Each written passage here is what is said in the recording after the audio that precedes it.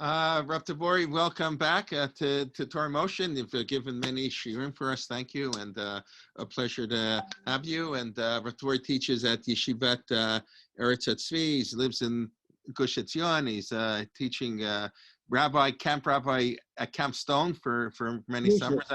I'm sorry? Not this summer, but yeah, not this summer, but that's where you gave the shiur 4 a.m. online this summer. Anyways, pleasure welcome back. I apologize if we're a couple of minutes behind schedule, but we're doing quite well. So, Bakasha, go ahead. Zecher LaMikdash and Zecher LeChurban. Shalom Nekulam. This is very overwhelming. I told someone before that as a child growing up in my father's home, we weren't allowed to learn any type of Torah growing up, and Rabbi Soloveitchik famously used to give shiurim on kinot. But when I grew up as a child, I wasn't familiar with having shiurim on Tisha B'Av, and I think it's very special how more and more people are involved in learning topics to do with Tisha B'Av. I think it really exposes people to the ideas of the Churban and Galut and Geula, and really creates a real meaningful Tisha B'Av. So thank you, Torah Motion. Thank you, Rabbi Kelman, for the opportunity. Tisha B'Av, as we all know, I hope people can hear me, because some people wrote that I'm talking a bit louder. So people wrote to me that my microphone wasn't working well. Am I okay now? Can you hear me well? Okay. I hear you fine, but I don't know about anybody else. I hear you fine. Okay. Beseder. So the essence of Tisha B'Av, as we all know it, is a day which our rabbis combined two different ideas together. They combined the idea of ta'anit, of fasting, together with the idea of avelut, of mourning. We have during the year many days of ta'anit. Almost all of them are somehow connected to the motif of destruction, of Churban, specifically the Churban of Beit HaMikdash. But the idea of mourning, the idea of Avelut, that we take the message of Avelut very seriously and we live this idea of mourning, is obviously felt on the fast day of Tisha B'Av. Those are the two themes of Tisha B'Av that Chazal created in order for us to have a collective memory of the events that took place almost 2,000 years ago. One could argue that the difference between ta'anit, between fasting and avelut, is what they focus on. Perhaps the ta'anit, the purpose of the fast, is a little bit different than the purpose of the mourning, of the Avelut. The Avelut focuses on the past, on the events that took place thousands of years ago, and in order for us to connect to them, we behave as mourners, just like we would behave if one of our relatives, lo aleinu, would pass away. So we do today, in the past few days, we act accordingly to the laws of Avelut, of mourning, in order to bring the past up to our days and to connect us to the events that took place. The Ta'anit, however, may focus on the future. Perhaps we fast today in order for us to take this Avelut to our days and to ask ourselves, where do we go with the fact that we mourn the loss of the Mikdash? What is the purpose of mourning? Is the purpose of mourning just to remember the past, just to remember the tragedy, or is it for the future? When we fast, the essence of fast, as the Rambam very famously writes, the essence of the fast day is to do tshuva, is to repent on the past averot, in order for us to learn from our mistakes and correct the past in order to build a better future. If you want, binyan Beit HaMikdash, the fast and the ta'anit and the tshuva is supposed to take us from the avelut to a time when the Beit HaMikdash will be built as a result of us learning from our mistakes. So Chazal dealt here with the destruction of the temple in two different ways, Ta'anit and Avilut, and Tisha B'Av combines them both. However, there is a third way which Chazal dealt with the meaning of the destruction of the Beit HaMikdash, and I would like in today's shir to focus on the third piece of Chazal's ideas of how one can deal with tragedy. And that is the third circle of Zikaron, of remembrance. This idea of remembrance is a very, very profound idea in Judaism. Many mitzvot in the Torah mention the idea of Zikaron. For example, we have the famous Zechirot that some tzaddikim say every day at the end of davening. At the end of the Siddur of Shachris, there is a mention, a list of the 6 psukim in the Torah that the Torah tells us you shall remember.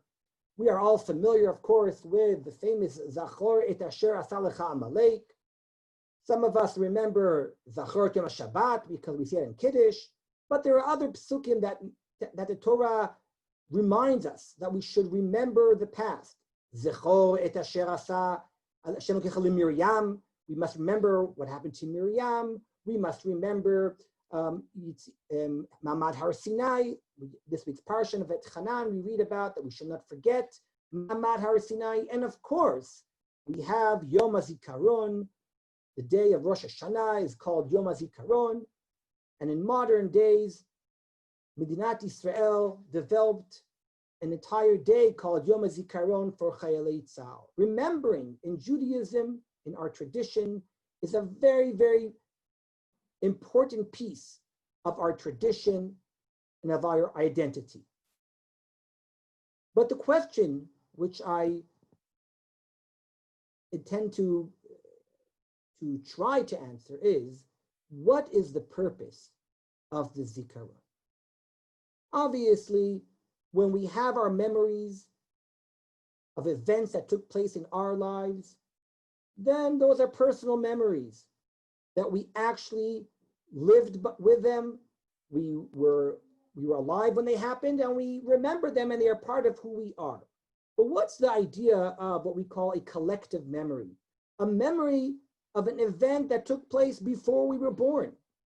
The idea that we call it a memory is even difficult, because the Churban Beit HaMikdash and all the tragedies that befalled the Jewish people, or even the Havdil, the positive events like Mamad Har Sinai, Yetziat Mitzrayim, all these events happened before we were born, and yet we must remember them.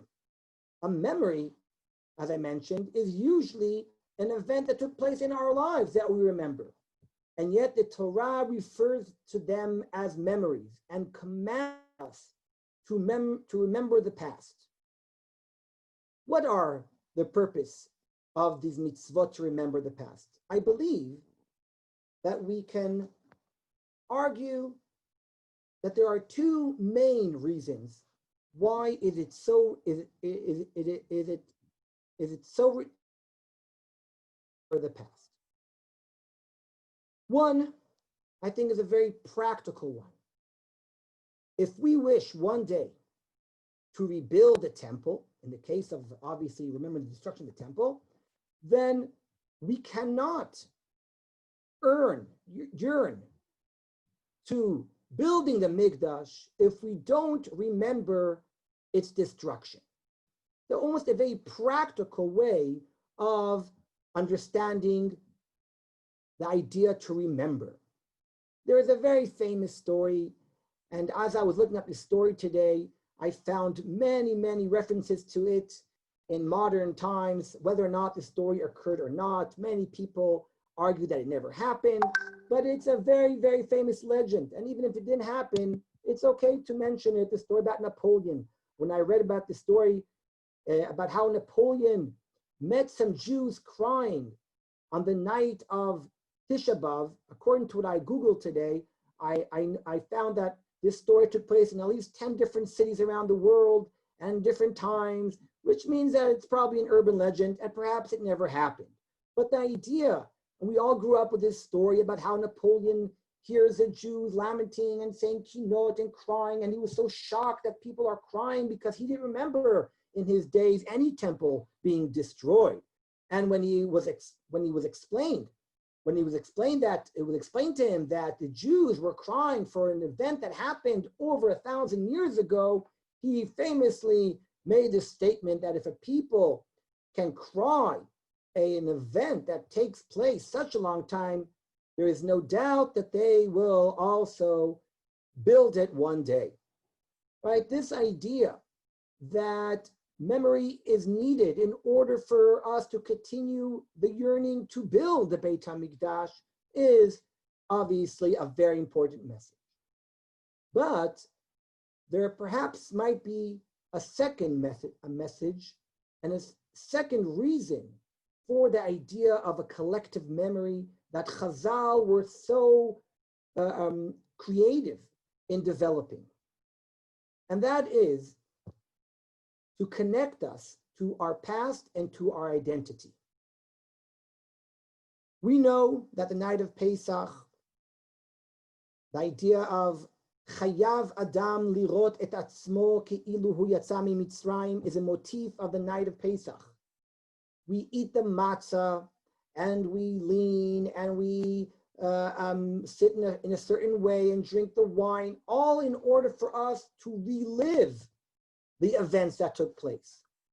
On the night of Shavuot, we stay up at night in order to relive Ma'amad Har Sinai. We don't just mention the past, we relive the past in order for us to put ourselves in those events throughout Jewish history, because they create a Jewish identity of who we are as a people. We all left Egypt.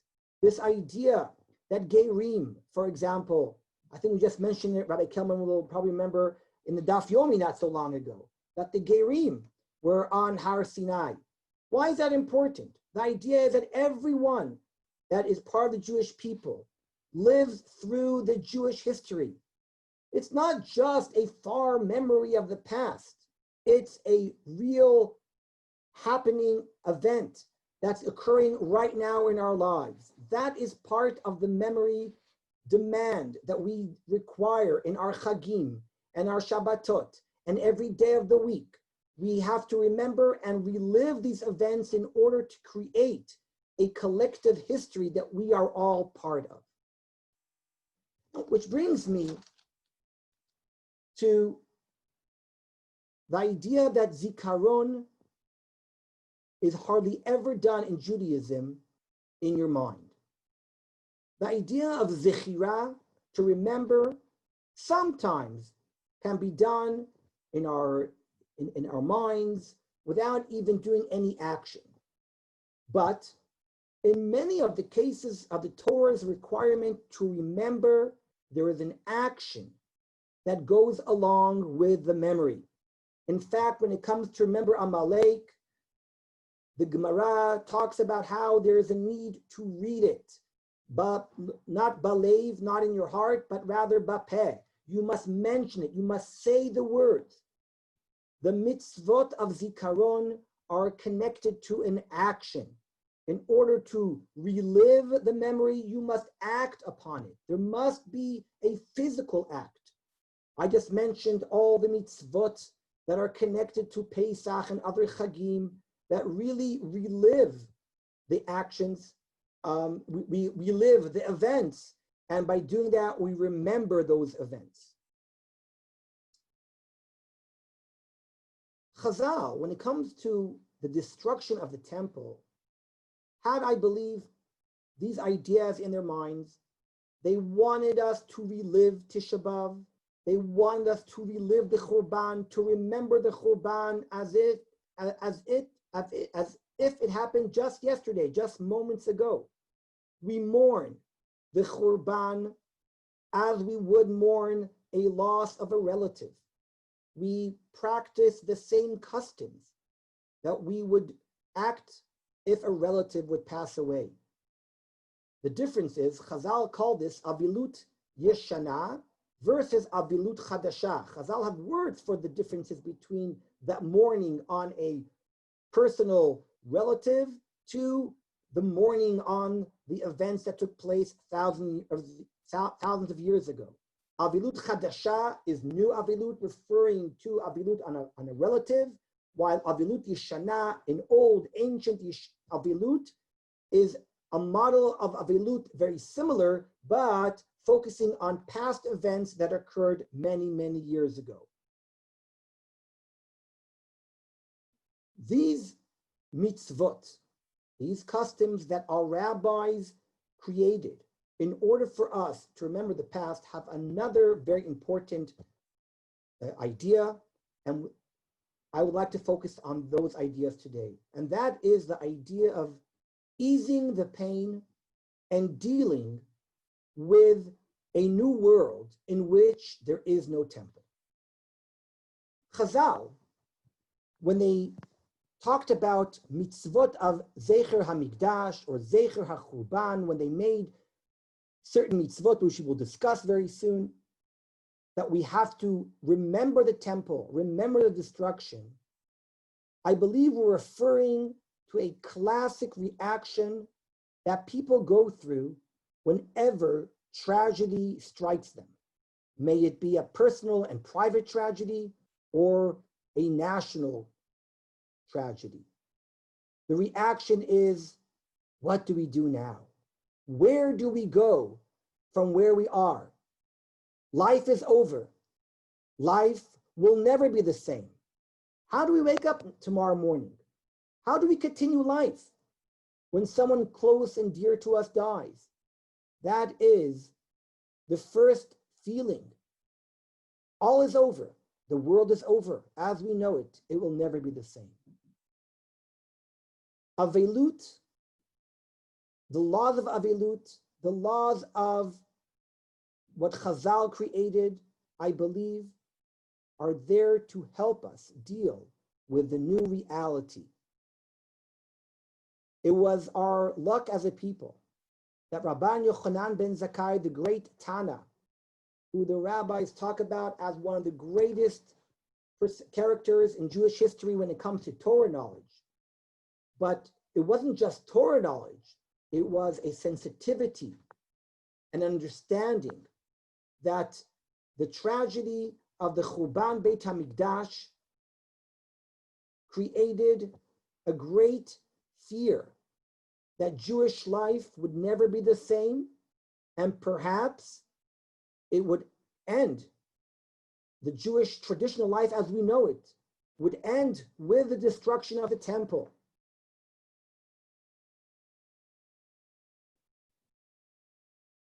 Rabbi Yochanan ben Zakkai realized that if he doesn't make changes to Judaism as we know it, people will not be able to continue practicing their religion and their tradition, because so much was based upon the temple. So much was connected to the avodah in the Beit HaMikdash. And furthermore, when the tragedy struck, there was a feeling of despair. There was a feeling that God had left his people. There is no coincidence that Christianity begins at the same time, the same century of the Churban Beit HaMikdash. I'm of course referring to Jesus and the story of Jesus. It happens at the same time because for many people, the Churban of the Beit HaMikdash, the destruction of the temple, made people feel that maybe the covenant between the Jewish people and HaKadosh Baruch Hu is finished. That's it. So people like Rabbi Yochanan ben Zakkai had to deal with so many problems that were occurring at the time. And Rabbi Yochanan ben Zakkai, as the Gemara, this is nothing Rabbi Yochanan ben Zakkai, it's talking about Rabbi Yeshua, but nevertheless, it's a similar idea. The Gemara in Baba Batra, and if you look at your source sheets, I have it in English and in Hebrew. I will read the Midrash from the Gemara and Baba Batra. You can look at the translation on your sheets, but I will read the Gemara itself. A famous midrash that I think explains part of what we just said now. Shecharav habayit bashniya, when the second temple was destroyed, Rabu Prushim b'Yisrael. There were many people, traditional Jews, who took upon themselves many stringencies, and they separated themselves from the way of life, as if they were saying, life is over. We cannot continue to live anymore in a world without a temple. Is there any room for our life to continue? And one of the first things that they said that they cannot do is lo lechol basar velo lishtot yain.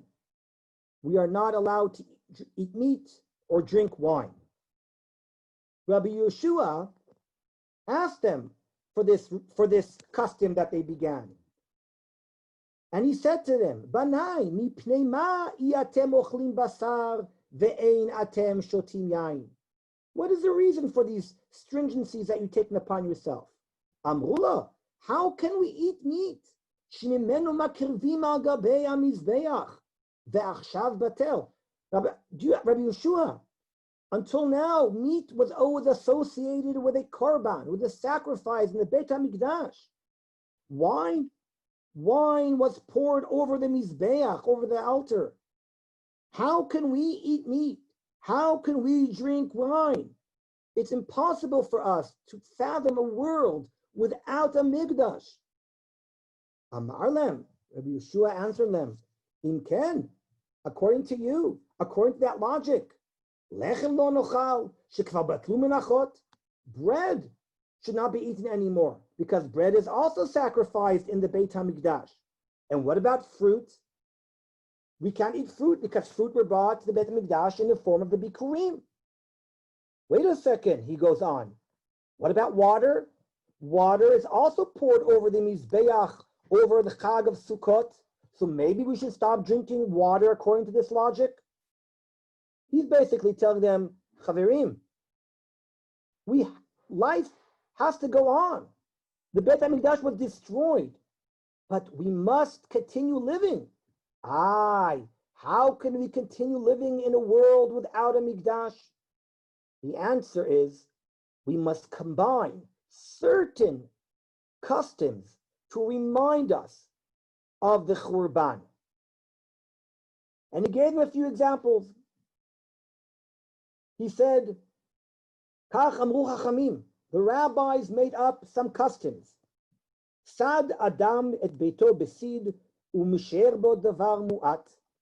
There's a minhag, which I don't know if people, I actually don't know, maybe Rabbi Kelman can answer me about how many people keep this minhag today. It's not a very common minhag. In Eretz Yisrael, it's more of a common minhag, that people leave part of their homes, at least a square of a meter by a meter, or half a meter by half a meter. They leave a square in their house unfinished. Rabbi Kelman? Almost nobody does it here. I don't know if I've ever, maybe one house I've seen, if I can remember. It's like, the Maritz Chayitz has an essay about halachas that are not observed in his Kokipei Maritz Chayitz. He has a fascinating essay in general, halachot. See, and this, of course, is one of the halachot he mentions. Of course, in Israel, where they've less need for it, but obviously the people in Israel are more sensitive. That's why they're in Israel, and I'm in Toronto. I got mussar the last year about that. So you can also give mussar on Tisha B'Av. No, I'm not giving mussar today. Whatever. But yes, it's almost never observed. By the way, I know you didn't share your source sheet. That's okay. I don't know much. If you want to share it so people can see. I just thought that people had That's up to you. Whatever you prefer. I think no one complained yet, but I'm just letting you know. I may share it soon. Anyways, I only interrupted because you asked me to. Yes, that's fine. By the way, in my house, we bought our house and we didn't build it, so it was already made without the amah. But a friend of mine gave us a present of this Gemara on a picture. So we put that picture at our entrance of our house, that it says you're supposed to leave an amma of your house unpainted. So if we didn't do the original mitzvah, at least we have the musar on the wall telling us that we should do so. The Gemara mentions other minhagim customs that, again, I am not aware of anyone, even in Israel, following these customs. The Gemara mentions Oseh Adam Kol Tzorchei Seuda Umesher Davar Mu'at. When you make a meal, when you prepare a meal, you should leave some of the cutlery, some of the dishes on the side, remembering that the mikdash is not there. Or food, actually, you should leave the food. Some of the food you should prepare food that you shouldn't put on the table. Osa isha kol tachshiteh, when a woman gets dressed up with all her jewelry, mishayeret davar mu'at. She should leave some of her jewelry on the side and not dress up with her jewelry. I will mention one other famous Zecher LeChurban that, again, is not always fulfilled in the same way that maybe perhaps it was supposed to be. And that is, of course, the minhag at weddings, breaking the glass at a wedding. When we break a glass at a wedding, even though the Gemara seems to argue that the original source has to do with breaking the simcha in order for people not to be too happy in their simcha, but there is good indication that the idea of breaking a glass under the chuppah and also putting ashes on the forehead of the chatan, a custom which my father did to me at my own wedding. These customs at a wedding are more familiar, and the chatan and the kala at that point say imishkachech Yerushalayim tishkach yemini. For some crazy reason, everyone screams Mazel Tov at that moment, which really is exactly the opposite of what we're trying to create. That's why in modern days today, I've seen more and more weddings in which they break the glass in the middle of the chuppah in order for not the breaking of the glass to end with like the happiness of the chuppah. Because that's really the idea, is to create a sad and somber atmosphere at that moment to remember Yerushalayim and the Beit HaMikdash. And the Gemara brings a pasuk. What is the source in the Torah that teaches us that we should remember Yerushalayim in our simcha, during our life? The famous pasuk, Shene'emar, Im eshkachech Yerushalayim, tishkach yemini, tibak leshoni lechaki, im lo ezkarechi, im lo a'aleh et Yerushalayim al rosh simchati. The pasuk in Tehillim, which tells us that we should remember Yerushalayim. We should remember Yerushalayim al rosh simchati. When we are in our happiest of moods, that's when we should remember Yerushalayim. I'm not going to go into it, but there is another very interesting minhag, which again is not kept today, that has to do with the Churban of Yerushalayim, and that has to do with music. People discuss listening to music in the 3 weeks, in the 9 days. The original idea of not listening to music does not refer to the 3 weeks. It actually refers to the entire year. I'm not going to go into that discussion right now because there are many, many heterim for us today to listen to music, but it's interesting to point out that the original idea of banning music has to do with Zecher LeChurban. So that's the Gemara in Baba Batra.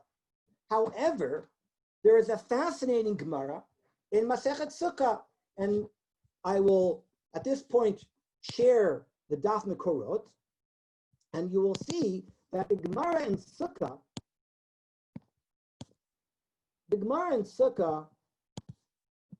is connected, of course, to Rabbi Yochanan ben Zakkai. The Gemara mentions that, as we already spoke about, Rabbi Yochanan ben Zakkai, he made many takanot, many decrees, many customs he renewed as a result of the churban, of the destruction. The Mishnah tells us at least 2 of them here. Barishona haya lulav nitar b'mikdash shiva uvamedina yom echad. In the beginning, in the Beit HaMikdash, they used to shake the Arba Minim all 7 days. But Bamedina, outside the Mikdash, only 1 day. The Torah really tells us, Ulekachtem lachem b'yom harishon. You're supposed to carry the Arba Minim on the first day of Chag. However, in the Beit HaMikdash, due to the pasuk Usmachtem lifnei Hashem Elokechem shivatim, due to the command to be happy, to rejoice before God all 7 days, the custom was to carry the Arba Minim all 7 days. Mishecharav Beit HaMikdash, when the temple was destroyed, Hitkin Rabbi Yochanan ben Zakkai she'lulav nitar b'medina shiva Zecher LaMikdash. Came along Rabbi Yochanan ben Zakkai and said, remember we're talking about Zecher, Zikaron. We have to remember the Mikdash. And therefore, after the Churban, from now on, we must shake the lulav all 7 days. We must remember what happened in the Mikdash, and we must relive what was done in the Mikdash by carrying the lulav all 7 days. The Mishnah, by the way, mentions another takana. I'm not going to go to many takanot he made. I'm not going to go that this is really a shir of itself to discuss all the takanot that Rabbi Yochanan ben Zakkai did. The Gemara, referring to this idea of Rabbi Yochanan ben Zakkai, questions Minalan da'avdinan Zecher LaMikdash. From where do we learn that we must do a Zecher LaMikdash? And here, Haben Shoel, here we should stop a second and say, wait a second, we just learned the Gemara in Baba Batra. We just learned this question. We also looked for a source. How does one remember the temple? How does one do a Zecher LaChurban? And we read the pasuk from Tehillim. You're not supposed to forget Yerushalayim. Surely that would be the pasuk that the Gemara mentions here. And yet, the Gemara here brings another pasuk. What is the pasuk? The Gemara quotes a pasuk, Ki ale aruchalach umimakotayich erpaech ne'um Hashem. Ki nidacha karulach Tzion hi doresh ein la. This pasuk,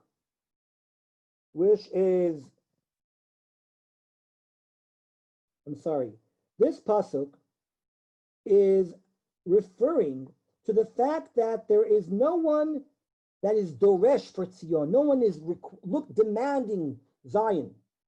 And therefore, the Gemara understands miklal debai drisha.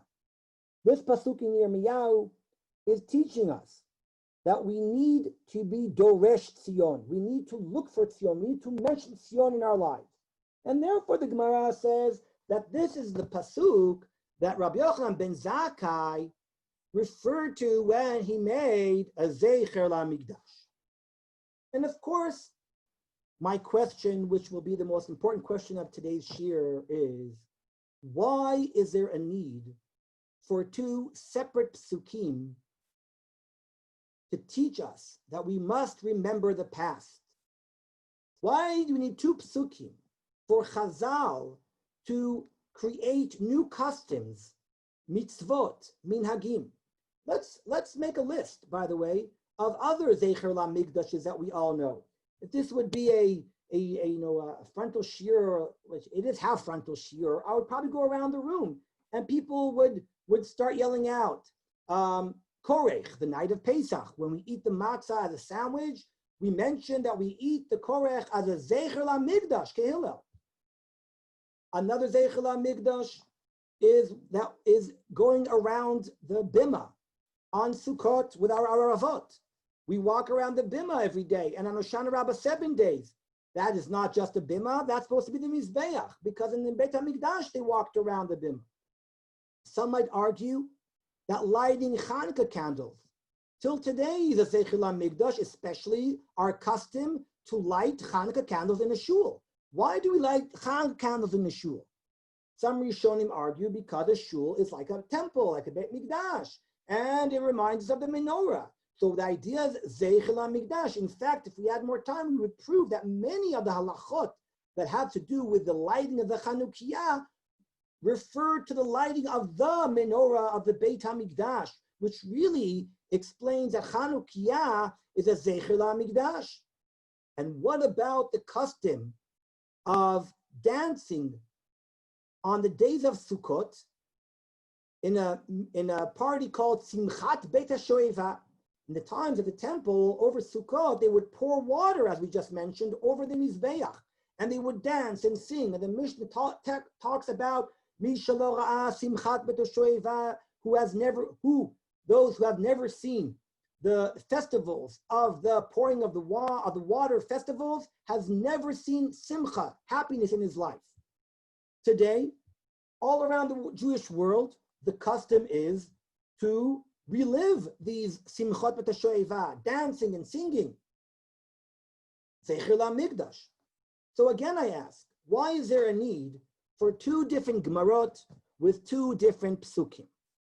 In my searches, I have found that two rabbis have asked this question.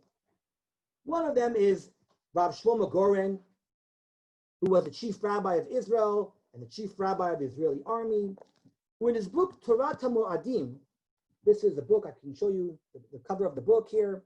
In Torah Moadim, he has an article called Halichot HaChurban, the laws of the Churban, and he refers to many of the topics that we just spoke about.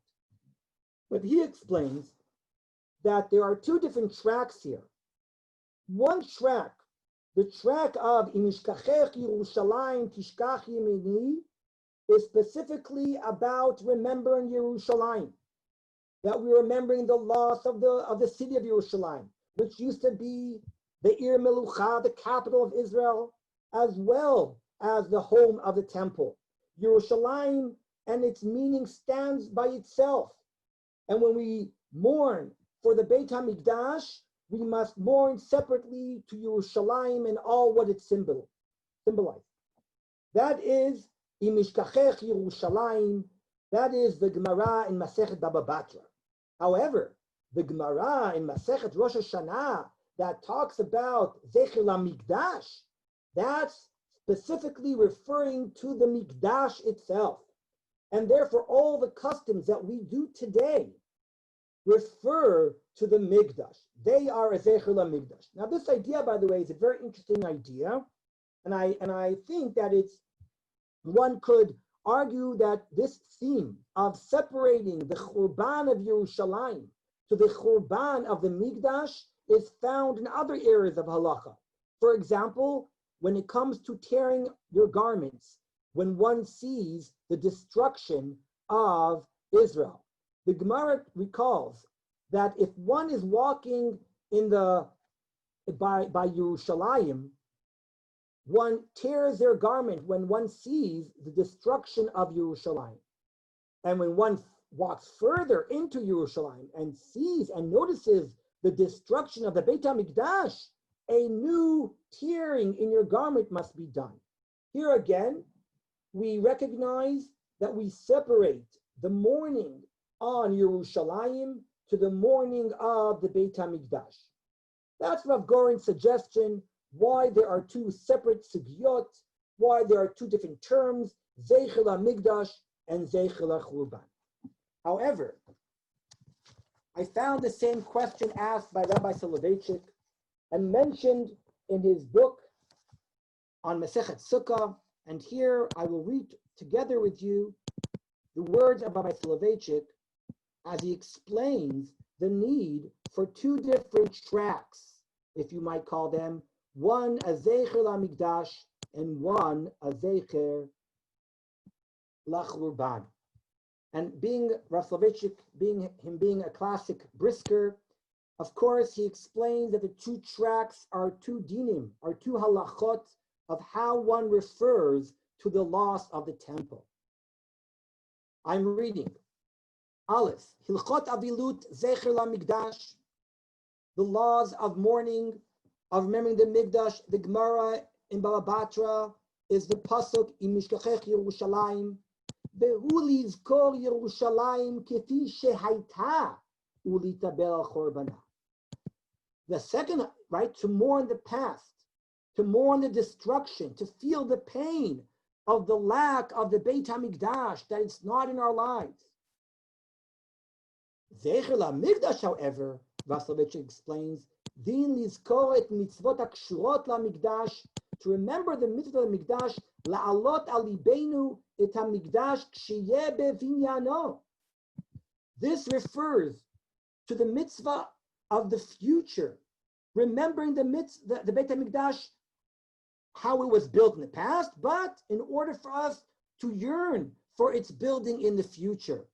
We're not focusing on the Churban here. We're actually focusing on the life of the Mikdash, when it was built, when it was an active place, when festivals occurred there.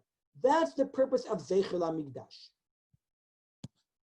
Perhaps Rav Soloveitchik explains that this is the deep meaning of, in source number 3, the pasuk of Eicha that we read last night, Zachra Yerushalayim Yemei Oniyah Umerudea, and also Kol Machmudea Asher Hayu Mimei Kedem. Zachra, the verb that we're talking about, remembering. Yerushalayim remembers 2 different times in its history. It remembers Yimei Oniyah Umerudea. It remembers the difficult times of tragedy of Churban, but it also remembers Kol Machamudea. It remembers the days of the glory of Yerushalayim, of the festival side of Yerushalayim. When Chazal created this idea of Zecher, of remembering Yerushalayim, Chazal needed to focus on the two different tracks to remember Yerushalayim. One, to remember Yerushalayim in its glory, which makes us yearn to build the Beit HaMikdash and relive the beauty and the glory of the Mikdash. And the other track is to remember its past, its painful past and its painful tragedies. It's very interesting that I'll just mention, I see we have not much time, but I'll just mention really quickly that there is a famous question regarding Sfirat HaOmer. As we know, there's a mitzvah to count the days between Pesach and Shavuot.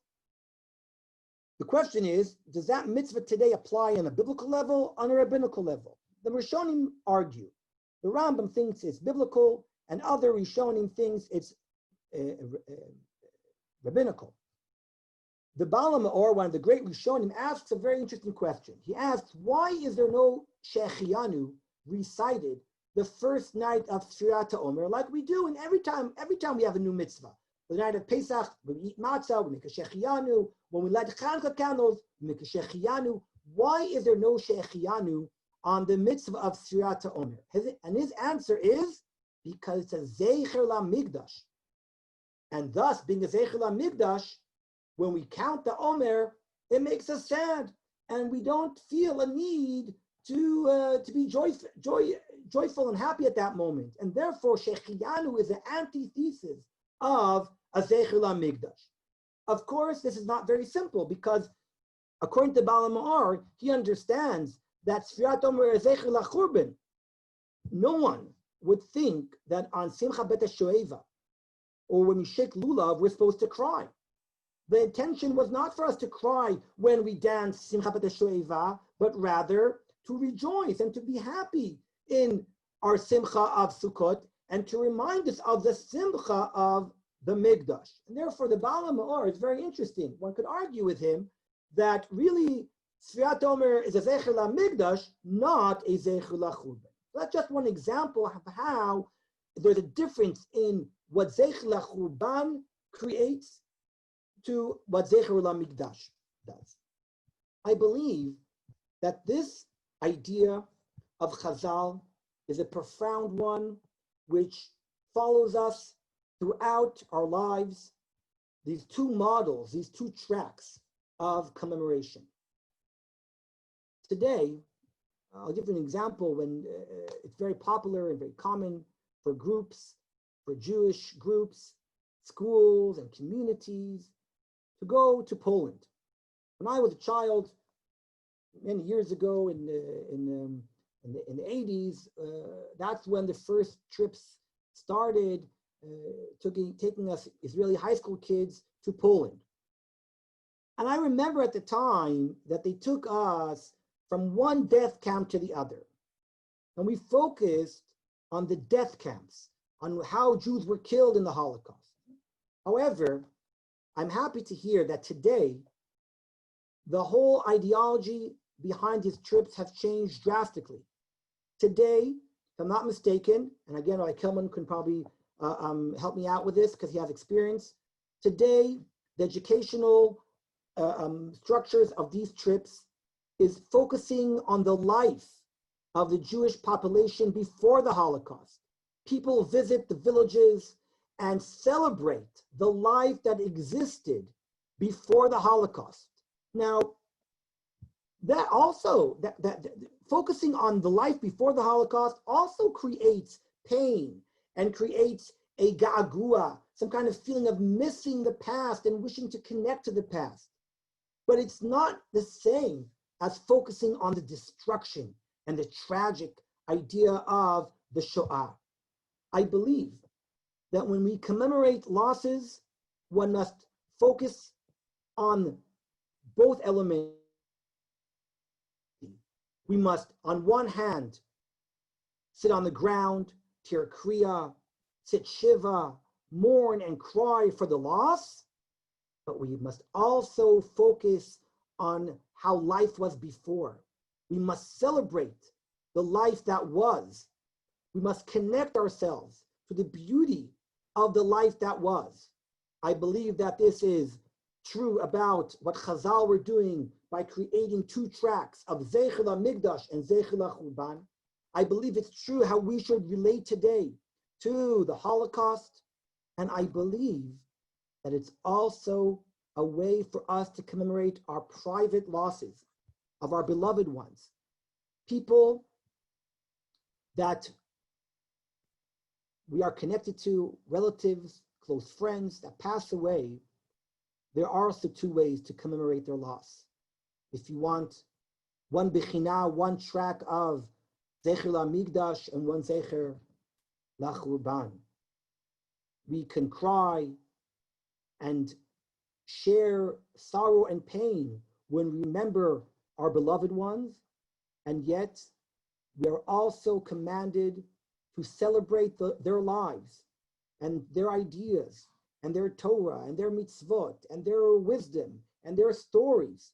We must celebrate their lives also in order to commemorate them and to remember them.